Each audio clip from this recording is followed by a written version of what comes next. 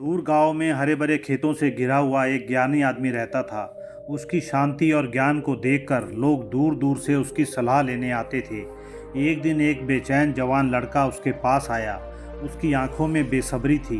उसने ज्ञानी आदमी से विनम्रता से कहा, मैं अपने सब्र के अभाव से परेशान हूँ। मैं अपनी बेचैनी में शांति कैसे पा सकता हूँ। ज्ञानी आदमी उसे पास के बगीचे में ले गया।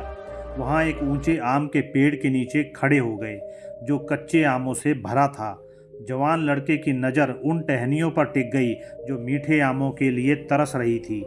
ज्ञानी आदमी ने कहा, इस पेड़ को देखो, ये स्वादिष्ट फल देने का वादा करता है, लेकिन ये समझता है कि सब्र कितना ज़रूरी है। ज्ञानी आदमी ने कहा, पास आओ, और उसे एक कच्चा आम दिया। उसने और कहा, इसे चख लो। जवान लड़के ने आम का एक टुकड़ा काटा और तुरंत ही उसका खट्टा स्वाद महसूस किया, जिससे उसकी भौहें सिकुड़ गई।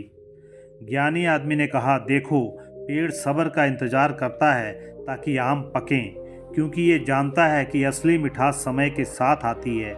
अगर ये जल्दबाजी करेगा तो स्वाद कड़वा और असंतोषजनक होगा। जवान लड़के की बेसब्री धीरे धीरे समझ में बदलने लगी।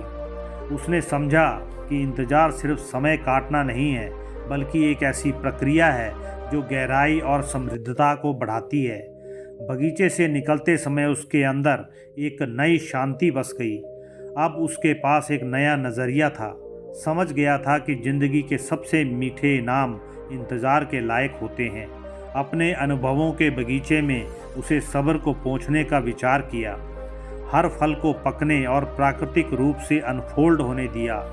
जैसे पेड़ अपने फल को पकने के लिए इंतज़ार करता है, हमें भी अपनी ज़िंदगी में सब्र अपनाना चाहिए।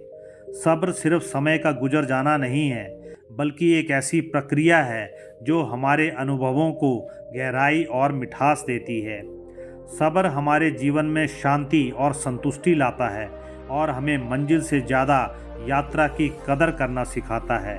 सिर्फ आखिरी नतीजे पर नज़र रखने के बजाय हर कदम का आनंद लेना सीखना चाहिए।